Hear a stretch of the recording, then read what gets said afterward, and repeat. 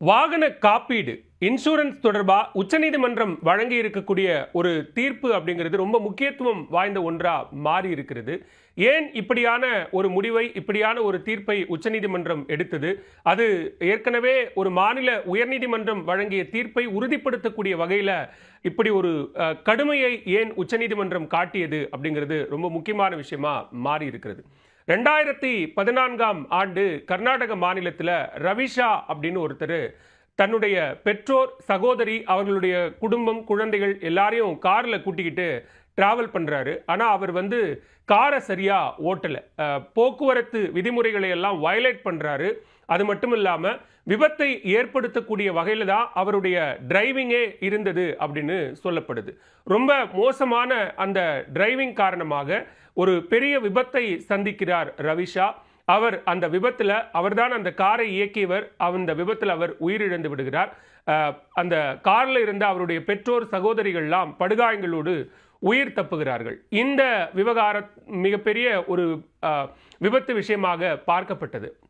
அதில் கவனிக்க வேண்டிய அம்சம் என்ன அப்படின்னா, ரவிஷா ஓட்டி சென்றது அவருடைய கார் அல்ல, அவருடைய நண்பருடைய கார். ஆனால் அது ஒரு காஸ்ட்லியான வாகனம். அந்த வாகனத்துக்கு இன்சூரன்ஸ் முழுமையாக போடப்பட்டிருந்தது. உடனடியாக இந்த விவகாரம் மோட்டார் வாகன அந்த காப்பீடு தொடர்பான செக்ஷனுக்கு போகுது. அப்படி போகும்போது அவங்க இன்சூரன்ஸ் கிளைம் பண்ணுறதுக்காக கேட்குறாங்க. அப்படி கேட்கும்போது என்ன சொல்லப்படுது அப்படின்னா, இவர் ப்ராப்பர் டிரைவிங் பண்ணலை, இவர் போக்குவரத்து விதிமுறைகளை மதிக்காமல் நெக்லிஜென்ஸாக இவர் வாகனத்தை இயக்கி இருக்கிறார். அப்படி இருக்கும்போது இந்த வாகனத்திற்கான காப்பீட்டை எங்களால் அனுமதிக்க முடியாது அப்படின்னு சொல்கிறாங்க. ஸோ அதற்கு பிறகு இந்த விவகாரம் மோட்டார் வாகன காப்பீட்டு தொடர்பான ஒரு ட்ரிபியூனல் தீர்ப்பாயம் ஒன்று இருக்குது, அந்த ட்ரிபியூனலுக்கு போகுது. அங்கேயும் அதே காரணம் சொல்லப்படுது. இவர் விபத்தை ஏற்படுத்தணுங்கிற வகையிலேயே அவர் வாகனத்தை இயக்கி இருக்கிறார். எனவே அவர் ரொம்ப நெக்லிஜென்ஸாக, ரொம்ப அதிவேகமாக வாகனத்தை இயக்கி இருக்கிறார் என்கிற அடிப்படையில் எங்களால் இதற்கு காப்பீடு தர முடியாது அப்படின்னு மறுக்கிறாங்க. உடனே ரவிஷாவினுடைய குடும்பம் அங்கே ட்ரிபியூனல்ல இருந்து அதை மேல்முறையீட்டுக்காக கர்நாடக மாநில உயர்நீதிமன்றத்துக்கு இந்த விவகாரத்தை கொண்டு போகிறாங்க. உயர்நீதிமன்றமும் கூட தெளிவான விசாரணைகள், அந்த விபத்து தொடர்பான சிசிடிவி காட்சிகள், இது எல்லாத்தையும் பார்த்த பிறகாக அவர்களும் அதே முடிவையே எடுக்கிறாங்க.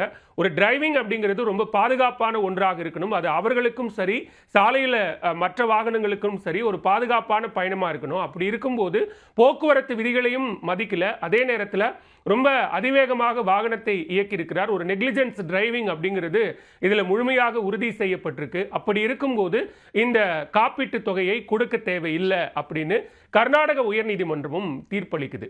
ரவிஷாவினுடைய குடும்பத்தினர் அந்த காப்பீட்டு தொகையாக கேட்ட பணம் எவ்வளவு அப்படின்னு பார்த்தோம்னா 80 லட்சம் ரூபாய். ஒரு தேர்ட் பார்ட்டி இன்சூரன்ஸ் போடப்பட்டிருந்தது. அந்த இன்சூரன்ஸ் மூலமாக அவர்கள் கோரிய தொகை என்பது 80 லட்சம் ரூபாய். சரி, கர்நாடக உயர்நீதிமன்றமும் இப்படி கைவிரித்த பிறகாக இறுதியாக இருக்கக்கூடிய ஒரு வாய்ப்பாக அவர்கள் உச்சநீதிமன்றத்தை நம்புகிறார்கள். இந்த விவகாரத்தை உச்சநீதிமன்றத்திற்கு கொண்டு போய் மேல்முறையீடு செய்கிறாங்க. உச்சநீதிமன்றத்தில் PS நரசிம்மா மற்றும் R மகாதேவன் அடங்கிய அமர்வு இந்த வழக்கை விசாரிக்கிறாங்க. அப்போ அவர்களும் அதே கேள்விகளை எல்லாம் முன்வைக்கிறாங்க. அப்படி முன்வைக்கும் போது ஒரு நெக்லிஜென்ஸ் டிரைவிங், ஒரு ரேஷ் டிரைவிங், அதிவேகமாக வாகனத்தை இயக்கி விபத்தை ஏற்படுத்தக்கூடிய வகையில் வாகனத்தை இயக்கின ஒருத்தருக்கு எதற்காக காப்பீட்டு தொகை தரணும் அப்படின்னு நீதிபதிகள் ரொம்ப கடுமையாக கேள்வி எழுப்புறாங்க. இதை எல்லா இன்சூரன்ஸ் நிறுவனங்களும் இதை பின்பற்றலாம். எதிர்பாராத விதமாக ஒரு விபத்து ஏற்படுது, அந்த விபத்தின் மூலமாக உயிரிழப்புகள் ஏற்படுது அப்படின்னா அதில் ஒரு நியாயம் இருக்கு. ஆனால் விபத்தை ஏற்படுத்த வேண்டும் என்கிற நோக்கத்திலேயே வாகனத்தை ஓட்டி அதன் மூலமாக விபத்து ஏற்படும் பட்சத்தில் அதை எப்படி நாம் ஒரு விபத்துனே எடுத்துக்க முடியும்? அது நெக்லிஜென்ஸ் தான். அவர்கள் போக்குவரத்து விதிகளை மதிக்காம ஒரு ரேஷ் டிரைவிங் பண்ண அவர்களுக்கு நிச்சயமா இந்த இன்சூரன்ஸ் தொகையை கொடுக்க வேண்டாம். எனவே நாங்கள் கர்நாடக உயர்நீதிமன்றத்தினுடைய தீர்ப்பை முழுவதுமாக ஏற்கிறோம், அந்த விவகாரத்தில் நாங்கள் தலையிடவே இல்லை அப்படின்னு ரொம்ப கடுமையாக இந்த வழக்கை முடித்து வைத்திருக்கிறார்கள். எனவே அதிவேகமாக வாகனத்தை ஓட்டி விபத்து ஏற்பட்டு அதன் மூலமாக உயிரிழப்பு ஏற்பட்டால் அவர்கள் குடும்பங்களுக்கு இன்சூரன்ஸ் கிடைக்காது அப்படிங்கிற ஒரு விஷயத்தை உச்சநீதிமன்றம் இந்த வழக்கின் மூலமாக உறுதி செய்திருக்கிறது.